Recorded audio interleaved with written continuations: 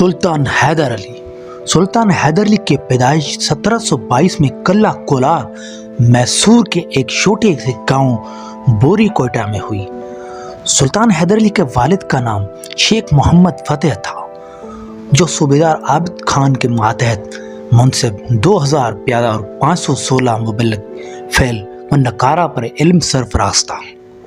दोस्तों, हैदर अली का बचपन आराम व आसाइश से गुजरा, मगर जिस वक्त उसकी उम्र 5 बरस हुई तो यकायक ज़माने ने पलटा खाया और उसके वालिद एक लड़ाई में हलाक हो गया और हैदर अली उसके भाई को बेइंतहा परेशानियों का सामना करना पड़ा। आखिरकार एक अजीज़ की कोशिशों से वो सरंगापट्टनम पहुंचा। उस ज़माने के तर्ज मुआशरत के मुताबिक उसकी तालीम व तरबियत शुरू हो चुकी थी। चंद ही साल में वो फ़न व सिपाहगिरी में ऐसा मुश्ताक हो गया कि बड़े बड़े बहादुरों की निगाहें उस पर पड़ने लगी। दोस्तों, वो तमाम इलाका जिसे आजकल मैसूर कहते हैं, हैदर अली से पहले किसी वाहिद हुकूमत के ज़ेर नगीन नहीं आया था, बल्कि कई जागीरदारों ज़मींदारों में बटा हुआ था। उन्हीं में से एक सरंगापट्टनम का वडारिया बड़ी मुमताज़ हैसियत रखता था। उसे औरंगज़ेब आलमगीर ने राजा का खिताब दे रखा था।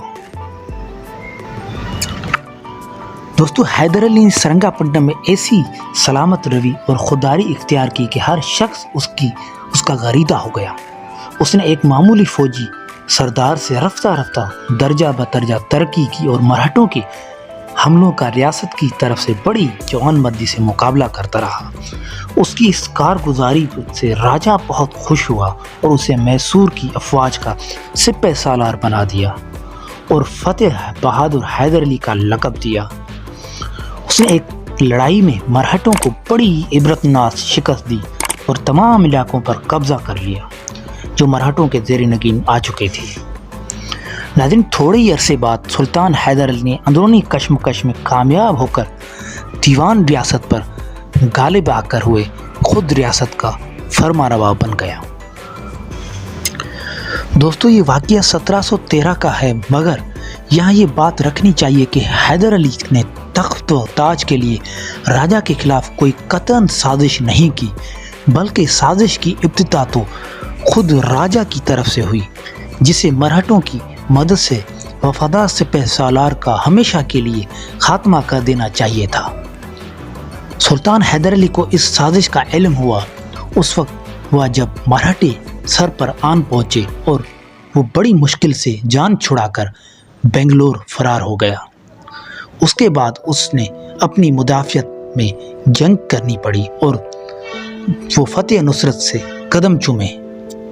इस साल निज़ाम खान के भाई बिसालत जंग के सिरा पर हमला किया, जो मैसूर के शुमाल में आलमगीर के सबसे जुनूबी सूबा सदर मुकाम था। इस पर मराठों ने कब्जा कर रखा था। बिसालत जंग को मराठों के मुकाबले में कामयाबी ना हुई, लेकिन उसने हैदर अली से 3 लाख रुपया नजराना लेकर उसे सिरा की सूबेदारी की सनद लिख दी और उसे नवाब हैदर अली का खिताब दिया। दोस्तों, उस वक्त मराठों ने जुनूबी हिंद में बड़ी तबाही मचाई हुई थी। गांव के गांव और परगने के परगने तबाह वीरान कर दिए थे। बड़े बड़े किलों में मराठा और आमिल मूर्सी जागीरदार बने बैठे थे, मगर आपस में कोई राब्ता न था। सुल्तान हैदर अली ने इससे पूरा फ़ायदा उठाया। उसने एक के बाद एक कई किले फतह कर लिए। उनके माले गनीमत ने सुल्तान को बहुत मजबूत कर दिया। वो मराठों की तर्ज जंग और जहनीत से खूब वाकिफ था। वो बड़े बड़े लश्कर लेकर आते और आंधी की तरह खाक उड़ाकर चले जाते। ऐसे तूफानों से बचने के लिए पहाड़ी इलाका ही मजबूत तर हो सकता था, लेकिन सुल्तान हैदर अली ने बक रफ्तारी से उनसे सबकत ले गया। मराठों की ताकत व ताज के बावजूद हैदर अली की सल्तनत मालार बाला तक फैली चली गई थी। जुनूब मशरिक में उसने वादी कावेरी के जरखेज इलाकों से माल तक वसूल किया। दोस्तों, उसके बाद اس دوسری طرف بڑھا جس کی فوجیں حفاظت ارکاڑ کی طرف سے انگریزوں نے اپنے ذمے لے رکھی تھی۔ غرض اس کی شمشیر آبدار نے ایک طرف مرہٹوں اور نظام حیدرآباد کی قصر شاہی میں زلزلے ڈال دیے تھے اور دوسری طرف نواب کرناٹک اور انگریزوں کے گھروں میں صف ماتم بچھی ہوئی تھی۔ دوستو، انگریز سلطان حیدر علی کی قوت سے سخت خائف تھا۔ آخرکار وہ جنگ ہوئی جسے تاریخ میں میسور کی پہلی جنگ کہا جاتا ہے۔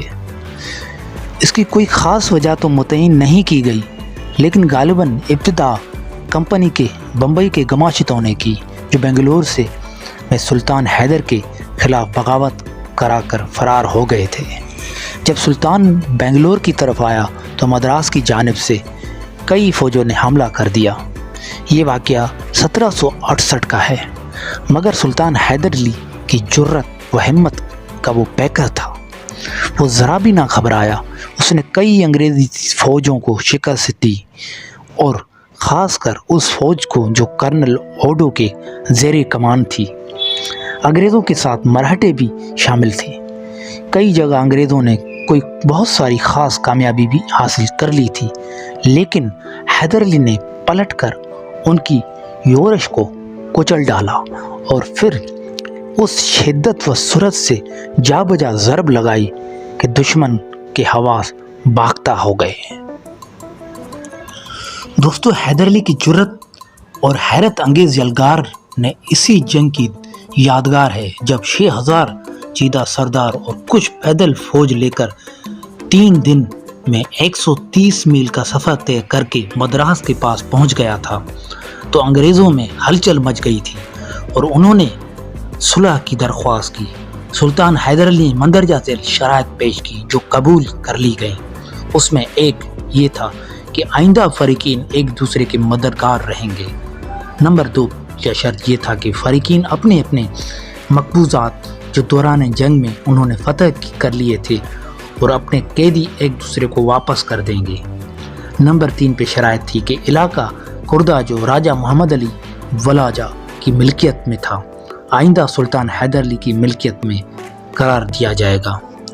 دوستو، سلطان حیدر علی نے اپنی فتح کی یادگار مدراس میں اس طرح چھوڑی کہ اس کے حکم سے انگریزوں نے ایک کتبہ قلعہ سینٹ جارج کے دروازے پر لگا دیا، جس میں دکھایا گیا تھا کہ گورنر مدراس اور ممبران کونسل حیدر علی کے آگے اپنے زانوؤں پر بیٹھے ہوئے ہیں اور سلطان ایک ممبر کی ناک جو ہاتھی کی سونڈ کے مشابہ بنائی گئی تھی پکڑ کر کھینچ رہا ہے، جس میں اشرفیاں گر رہی ہیں اور کرنل سمیت ایک طرف صلح نامہ ہاتھ میں لیے ہوئے اپنی تلوار توڑ کر رکھ رہا ہے۔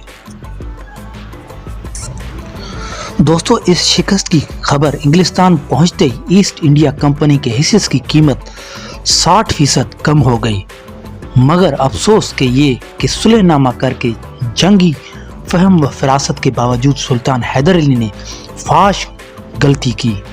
اگر مدراس کا عہد نامہ لکھا جاتا تو آج بر عظیم پاک و ہند کی تاریخ بالکل مختلف ہوتی۔ انگریزوں کے کارنامے داستان پارینہ سے زیادہ حیثیت نہ رکھتے۔ سلطان حیدر علی ایک سپاہی تھا جسے اپنی تلوار پر بھروسہ تھا۔ اس کے علاوہ اس نے اس وقت یہی بہتر سمجھا کہ فرانسیسیوں کے مقابلے میں انگریزوں کا ملک میں رہنا ضروری ہے، مگر سلطان نے اس وقت اس بات کو غور نہ کیا کہ اس کی یہ کارروائی آگے چل کے تاریخ پاک و ہند میں اتنا بڑا انقلاب پیدا کر دے گی کہ تمام ملک انگریزوں کے قبضے میں چلا جائے گا اور خود اس کا خاندان تخت و تاج سے محروم کر دیا جائے گا۔ دوستو، اس کے بعد سلطان حیدر علی نے کافی طویل عرصے تک مرہٹوں کے خلاف مصروف جنگ رہا، جس میں کبھی مرہٹوں کو شکست ہوئی تو کبھی سلطان کو۔ آخر ان دنوں میں صلح ہو گئی۔ اس کے بعد سلطان حیدر علی نے 1772 میں کورگ کو فتح کیا اور 1773 عیسوی میں پلسار اور 1774 میں بلاری اور گتی۔ اس کے بعد 1775 عیسوی میں اور کئی مقامات فتح کیے۔ دوستو، 1780 میں میسور کی دوسری جنگ شروع ہوئی جو 1783 میں تک جاری رہی۔ اس کے معرکات میں فرانس اور برطانیہ میں کی جنگ بھی شامل ہے جو یورپ میں ہوئی۔ دوستو حیدر علی نے کئی فتوحات حاصل کی۔ جنگ پولی پور میں کرنل بیلی کو فوج کو شکست دے کر اس کو گرفتار کیا اور ارکاٹ میں میدانوں میں سرکڑ منرو فاتح بکسر کو نیچا دکھایا۔ کئی انگریز فوجوں نے ہتھیار ڈال دیے، مگر یہ جنگ اختتام تک نہ پہنچنے پائی تھی کہ دسمبر 1783 میں سلطان حیدر علی کا انتقال ہو گیا۔ اس نے تقریباً 62 سال کی عمر پائی اور زیادہ سے زیادہ 20 برس تک آزاد حکومت کی۔ اتنی بڑی سلطنت اتنی تھوڑی مدت میں قائم کر دینا مسلمانوں کی ملی تاریخ کا تعجب خیز اور جوش انگیز واقعہ ہے۔ یہ سلطنت 80,000 مربع میل میں پھیلی ہوئی تھی اور اس کے ماتحت کئی نواب اور کئی راجا تھے۔ دوستو حیدر علی کی وفات بر عظیم پاک و ہند کے لیے ایک ناقابل تلافی نقصان تھا۔ اس سے انگریزوں کے اکھڑے ہوئے قدم ملک میں پھر سے جم گئے۔ سلطان حیدر علی میں بہت سی صفات تھیں۔ وہ بڑا ادب شناس تھا، مذہبی رواداری کا پورا خیال رکھتا تھا، شجاعت و بہادری میں بے مثال تھا۔ وہ یہ جانتا ہی نہیں تھا کہ خوف و ہراس کیا چیز ہے۔ مشکل سے مشکل حالات میں بھی اس نے کبھی ہمت نہ ہاری۔ میدان جنگ میں شیر کی طرح دلیر، یہاں تک کہ صف دشمن میں گھس جانے سے بھی خوف نہ کھاتا تھا۔ فوج کی تربیت کا خاص ملکہ رکھتا تھا اور خیال بھی رکھتا تھا۔ اپنے سپاہیوں سے غیر معمولی محبت بھی کرتا تھا۔ دوستو اس کی شجاعت و دلیری کے بارے میں تمام مورخ متفق ہیں۔ ان میں سے ایک لکھتا ہے کہ انگریزوں کو اپنی سلطنت قائم کرنے کے لیے ہندوؤں، مرہٹوں، جاٹوں، گورکھوں اور سکھوں سے کئی مشہور، معروف اور زبردست لڑائیاں لڑنی پڑی، مگر ان میں سے زیادہ طاقتور دشمن انہیں ملا تو وہ سلطان حیدر علی تھا، جسے انگریز شکست نہ دے سکے۔ 1767 سے 1782 تک اس نے اپنی بہادری کا سکہ ان پر بٹھا دیا تھا اور اپنی بہادری کا قصہ تاریخ کے لیے وقف کر دیا، جسے لوگ آج تک اپنی قصے کہانیوں میں یاد کرتے ہیں۔ دوستو امید کرتا ہوں کہ ویڈیو آپ لوگوں کو اچھی لگی ہوگی۔ ویڈیو کیسی لگی کمنٹ میں اپنے رائے کا اظہار ضرور کیجیے گا، اور اگر ابھی تک آپ نے میرا چینل سبسکرائب نہیں کیا تو چینل کو سبسکرائب کریں۔ شکریہ۔